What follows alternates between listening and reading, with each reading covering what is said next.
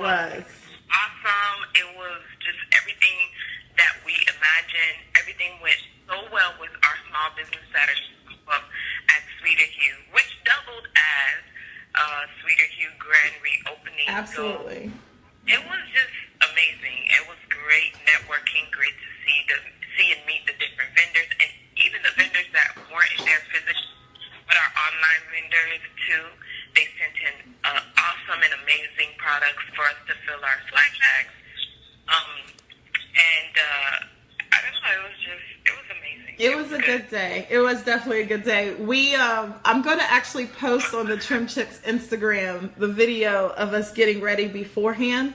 We had like the graphic artists, Rose and Bella Vent's team, myself and a couple others up here at the shop at like 2 a.m.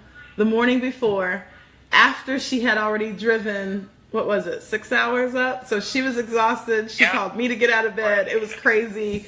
You have people sleeping in chairs, but that was the real of it. But it was all worth it. It paid off wonderfully. It was an amazing event. I got such positive feedback from that event. I appreciate everyone who came out and supported, not just me, but the other vendors for Small Business Saturday. And it was, the best part was also the surprising part, which I shouldn't be surprised. We should know that you bring a bunch of business owners in the room, networking and coming together, that's all going to happen. And that started. So we had some amazing networking between businesses, and there's some collabs that are already in the works based off of Saturday. So it was just a win for all the way around. And if you want to join the conversation with us, dial 646-200-4053 and press the number 1. If you were one of the people that came and you want to just talk about the whole vibe or even the swag bags, how amazing they were. They had full-size sample products. Like, yes. You know, when you hear sample, you thinking like 1 ounce the most, but we had full-size samples in full those swag bags. Yeah. Everyone raved about 2 things: the swag bags and the treats, the baked goods. So yes, and it was amazing what in the swag bag people lost their mind over. First of all, Roost DC, a property management company, genius for them to do this multi-purpose cleanser. Everybody was loving that, asking for extra bottles. I'm like, I didn't make this. So that was awesome. It was this huge big bottle. And fitting in kind of what we're talking about today, I got a lot of feedback about there was for a second over in the corner, because one of our vendors that Rose will mention in the details about sent samples of jewelry. So every bag had a different piece of jewelry. In the corner, there were like this kindergarten lunchtime swap where people were trading jewelry. Okay, I'll give you this necklace for that necklace, and this one has earrings too, so what can you give me? I'll take your extra notch bar for that. Like, it was hilarious over there, but everyone loved it. Thank you again for everyone who donated part of the swag bag. I hope that you get a lot of good feedback from it and everything like that. So yeah, and later on in the show today, we will be having one of our vendors. She couldn't be there in person, but she did send treats to add to the swag bag, and we did a live demo of navigating through her site online. She owns an online boutique, sells clothing, jewelry, accessories. So we will have Miss Mita Pierre, owner of Elijah Brook Lyell Boutique, and she will just tell us about the boutique, tell us what started, and we'll brush up a little bit about dressing the part and how to dress for holiday parties, because it's that time. Because it's a party, it's still corporate. You can't show up to your office party just looking any kind of way. So right. We'll definitely have fun discussing that. Okay. Oh, I'm sorry. Facebook is doing something weird. Keep going, Rose. I'm sorry. On my end as well. YouTube is just it's not cooperating today. It's not cooperating today. So, yeah. This is what happens. We put everything into Saturday. Now everything can crash, and I'm okay with that. Like, let everything kind of fall into now. So do we want to jump into talking about the business fashion a little bit, what you talked about just now? So why don't you share with us about appearance, Melissa? Like what when someone approaches you to do business, what is the first thing you look at? I don't look at the appearance until I'm looking to see if it's matching what you're saying, you know? I've never been big on labels and this and that, so I'm not looking for, you know, whatever brand to be across their chest or blah, blah, blah. But I do believe your image has to match up with what you're selling. It's a running concept now that like these high tech companies and all this and that, they're walking around in Gap tennis shoes and sneakers and hoodies or whatnot, but they still are matching their appearance and their look. They're not going into a board meeting in a hoodie. I assure you that.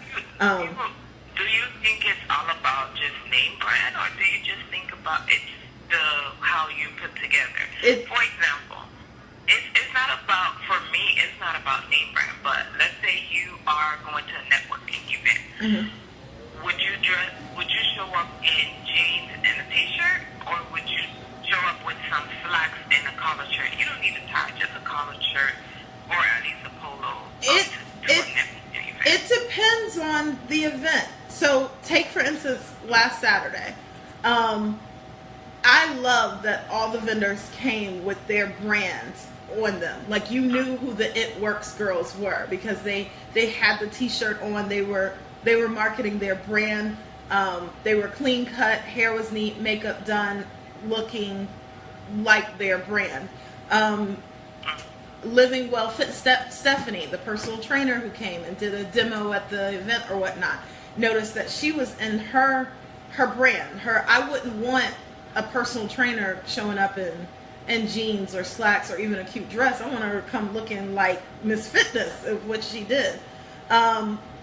Even with us, you could tell that you and I's style is different. But it still complemented it. You could tell we were going to the same event. We were both dressed like we were going to a Saturday casual business professional event or whatnot, or that we were hosting. So we definitely got it. There's sometimes even and then there's also All Good Graphics. He did not come with his brand on. But when he walked in, everyone was just like, he's the artist. Like, what is he painting? He had his smock with his paint on. He had his painter shoes, everything taped up. I mean, that's what it is. So I think people need to, when you're deciding on how you're going, just say what image and what am I doing there. And I still believe in the classic tale, it's always better to be overdressed than underdressed. Then there's always that person that's kind of, like I said, I don't look at brands, I don't go by appearance or clothes unless I'm doing it to confirm what you're saying. So if you're someone that's telling me about how you can bring me to the next level and how you can put me in the room with the right people and how you this and that, I want to look to be like, dang, are you the image that's going to carry me to the right people? Do you have that look or whatnot?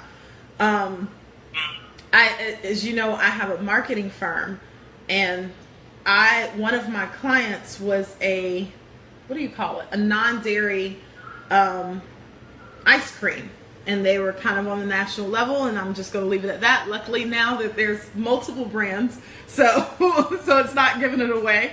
But this was a few years ago when they were practically the only one, and they were one of my biggest and best clients. When I started, they did non-dairy ice cream, but their whole thing was just about healthy and being careful what you put in your body and this and that. When I started having my weight gain, the vice president sat me down and was just like, hey, if you're going to be on board with this, you need to have the look. When I told other people, they got so mad. You should sue them. They're not allowed to say this, da-da-da-da. But it made sense to me. How am I going around representing their brand and healthy living if I'm not looking healthy? I couldn't even be mad at that. So I think your image, how you dress, how you carry yourself, how you look, and how it all comes together matters. Nothing says sloppy to me than the world's nicest suit that's just not fitting well on a man walking into an interview or a meeting or something like that. I don't care what brand it is, but if it's hanging on you sloppy, it's giving me this like, dang, you just look lazy and frumpy, and then I have to remind myself, no, his suit's just not fitted right. Which you agree? And I agree, and also too, like you said too, the product that you're trying to get invest in or be vested in with you. Like if you say you're a financial consultant, and I'm not knocking anyone or whatever, but you have to look the part. Like how am I going to trust you with a certain amount of money, like thousands of dollars, for you to, I don't know, multiply it, invest it for me, buy bonds, whatever the case may be. Right. But you don't, the part, it's just hard for me to trust that you are able and capable to do that. And it's sad, it really is sad that, most of the time we do judge a book by the cover. Just because, if, like you said, if you trying to get me to buy into what you're selling, yeah, I'm going to scrutinize everything that comes out of your mouth. That's number one. And then the next step is, how are you put together? Are you believable? Are you presented well? First impressions go a long way. And sometimes it's hard for us to undo those first impressions because they're so lasting. Right. People always walk away with the first impression. It doesn't matter. Half of the time, not all the time, but half of the time, it doesn't matter what comes after that. That first impression precedes just like everything, So, I mean, it's kind of like a double-edged sword. You have to come with it, even if you might say, well, I don't really have the money to be snazzy. Like we said earlier, it's not about name brand. It's not about, wearing Gucci loafers or wearing the latest fashions. It's just about how you present yourself, how you put together. Did you iron your shirt? Did you iron your jacket? Right. Just the basics. Things like that. That you smell good, you look good, your hair is combed, you're well kept, But things have changed. So like, and industry also matters, and time has mattered. So like, I remember I have tattoos, and I remember when I first started, it was a big deal to make sure that I always had them covered at all times. Like, I didn't even get tattoos at a place that I couldn't have covered if I was in a suit or gown. That was my rules. And it still is kind of my rules. Even the ones that, are exposed, if I put on the right bangles or something like that, it's immediately covered or whatnot. A lot of people haven't even seen it. But nowadays, times have changed and it's not a big deal, especially in certain industries. I know in marketing, the weirder you are, the more you stand out, the better it is. Clients like that. That's what they're hiring us for. And food and beverage, something wrong with you if you're a chef and you don't have a tattoo. I'm looking at you funny. So that's just it. So I have a chef in here looking at me. A lot of people just look at, like, if you're a skinny chef, I don't trust you. Yeah, I don't trust you. So there's that image when you look at your industry, when you look at what it is, and then I think it's okay to bring a little bit of who you are into your style and image because you're representing your business and your brand. I will never be a black suit, boring head to toe. Like, that's just not even my style. But I can jazz up a power suit where it fits me, and this is how this is conducive of my style or whatnot. So it's not saying let me go into a meeting presenting myself of who they want me to be. It's going into a meeting or a situation where let me present myself at where I want you to see me as. So yeah, and it's not like if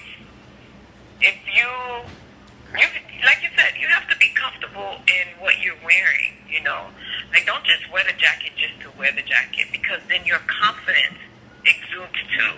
So it's not just about appearance, it's how you feel inside. People can see right through it. If you're confident, walking like you're confident, even though you might not feel confident, but you're exuding that, then people automatically are drawn to you. So if you're not a jacket type of person, but it's a board meeting, you cannot not go with a jacket. All right. I wear that jacket a week prior, and like, self-affirmation. You're gonna rock this. Okay, you're gonna rock this. You the best. Okay, TJ Khaled, I'm the best. You smart. You loyal. Play the whole album. I love you. I love you. All right, guys, if you're just joining us and listening to Trim Chix with Rose and myself, Melissa, we're talking about fashion. We're recapping about networking, so we're going to sprinkle that in. You can call us with questions and comments, 646-200-4053. Remember to press 1 if you want to join the conversation, or you can catch us on Facebook Live and YouTube Live, or not today? Rose? Okay. I'm almost there. Okay, we'll be on. I am working little tail off. Right. I'm trying to get this together. So we're going to go to commercial break, and when we come back, we may have our guest speaker with us, and then we'll continue this conversation. We'll be right back.